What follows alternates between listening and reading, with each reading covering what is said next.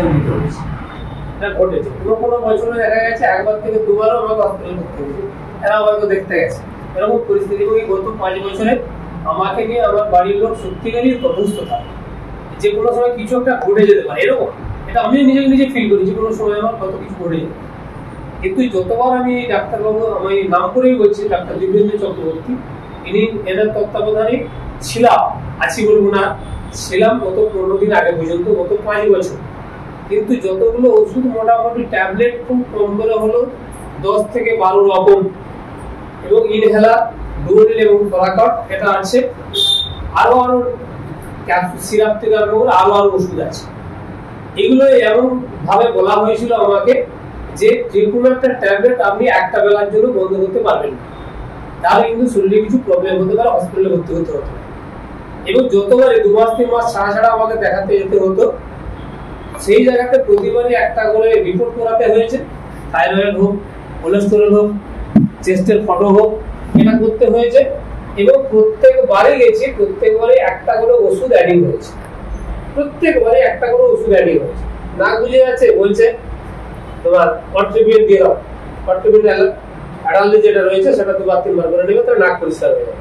Actually আমি এই 5 বছরে ওনার তত্ত্বাবধানে থাকার পর হয়তো সাময়িকভাবে সুস্থ হয়েছি, দীর্ঘদিন ভাবে সুস্থ থাকবো এই মানসিকতাটা কিন্তু হয়নি।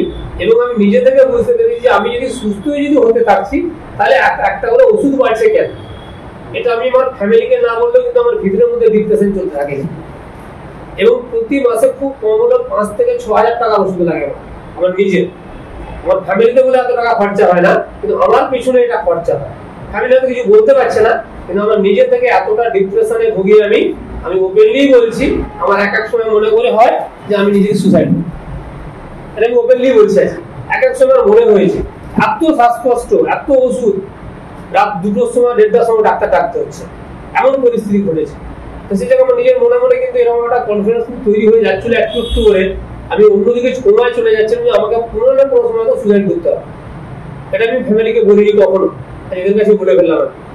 এই জায়গা থেকে দাঁড়িয়ে আমারই বন্দির প্রতি গত 15 থেকে 18 দিন হয়েছে, 1 মাস এখনো হয়নি, আমার ডাক্তার দেখাবার ডেট ছিল ডঙ্গলেতে, ওই দিব্যেন্দু চক্রবর্তীর কাছে।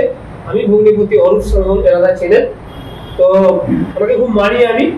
তো ও বললো যে, আমি তাকে বলেছিলাম যে আমি ডাক্তার দেখাতে যাবো আজকে।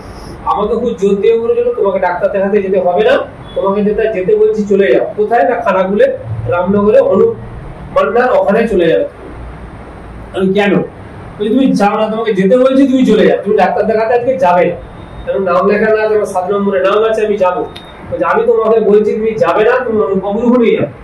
কিন্তু সেই কথাটাকে গুরুত্ব দিয়ে আমি কিন্তু ডাক্তারখানায় যাওয়াটা বন্ধ করলাম, আমি কিন্তু এখানে এলাম।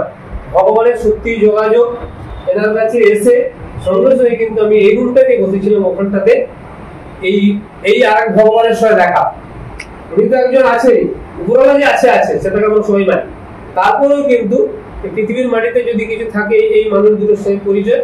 এনাকে আমি প্রথম দিন এসে ওই টেবিলটা আমার মনে আছে, যতগুলো ওষুধ ছিল সব বের করে দিয়েছিলাম, যত প্রেসক্রিপশন ছিল সব দেখিয়েছিলাম, যত ট্যাবলেট ছিল সব বের করেছিলাম। তো তারপরে ওনার সঙ্গে আমার কথা, আমার যে সমস্যাটা হচ্ছিল উনি জিজ্ঞাসা করেছিলেন, আমি বলেছিলাম। তারপরে কিন্তু স্টিল না 1 ঘন্টা অন্তত কিছু দুটো স্টিল না 1 ঘন্টা আমাকে উনি যেগুলো বলেছেন আমি কিন্তু একদম সঠিকভাবে কোনো দিকে কান্না দিয়ে কিন্তু কথাগুলো শুনেছিলাম। তখনই কিন্তু আমি ওনার কাছেই প্রমাণ করেছি যে আমি আর ডাক্তারখানা যাব না, আমি আর মেডিসিন খাবো না, আপনি যেটা বলবেন আমি সেটাই।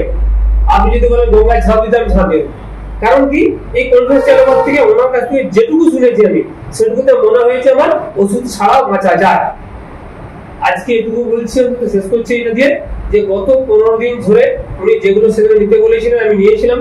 যে স্যার বললেন কোলন ডিটক্সটা, আমি তারপর দিন থেকে সেদিনে নিয়ে গেছি, এবং তারপর দিন থেকে শুরু করেছি, আজও করে এসেছি। আজকে 15 দিন হলো, ডাক্তারবাবু যতগুলো ট্যাবলেট দিয়েছিল আমি একটা ট্যাবলেটও খাইনি। কত বড় দারুণ দারুণ, যেটা ডাক্তারবাবু বলেছিলেন যে আপনি একবেলা বন্ধ করবেন না, খেলে মারা যেতে পারেন, এই ভাষাটা ইউজ করেছিলাম। আমি গত 15 দিন সেই ট্যাবলেটের একটাও খাইনি। দুটো জিনিস রেখেছি শুধু, যেটা তোমার ইনহেলার, যেটা 4 বার নিতে ছিল সেটা 1 বার নিচ্ছি, যেটা 2 বার নিতে বলেছিল 1 বার নিচ্ছি, সকালে 1 বার বিকেলে 1 বার। এই দুটো এখন পর্যন্ত আমি রেখেছি, আশা করছি আরও থাকবে না। ছোটবার নিতে হবে না, 1 মাসের মধ্যে নিতে হবে না। কোলন ডিটক্স করার পর হ্যাঁ কোলন ডিটক্স করে মনে হয় যে আমি নতুন জীবন পাচ্ছি।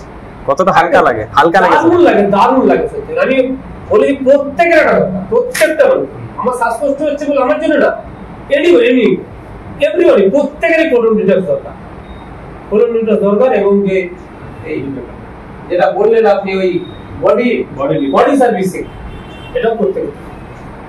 যাই হোক, যেখানে এসে অ্যালোপ্যাথি মেডিসিন ছাড়া বাঁচা যায়, অ্যালোপ্যাথি ওষুধ ছাড়া বাঁচা যায়, এটা আমি নিজে প্রমাণ।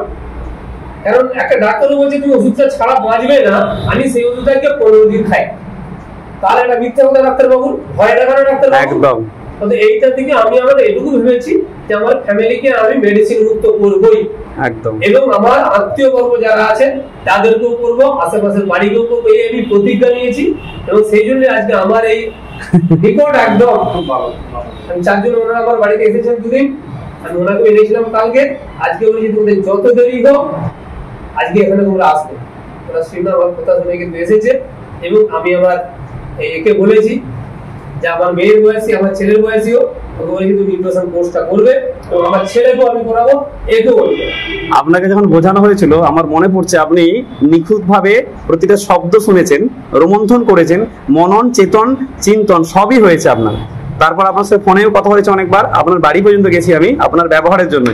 কতটা মানে নিজেকে কতটা স্বস্তি লাগছে শরীরের মধ্যে। এখন আমি 15 দিনে মোটামুটি আমার মনে হচ্ছে যে আমি 75% সুস্থ হয়ে গেছি। 5 বছরের রোগ, এতগুলো ট্যাবলেট, রোগের কতটা নিজে থেকে কনফিডেন্স যেটুকু হয়েছে, আমার 75% আমি মুক্ত।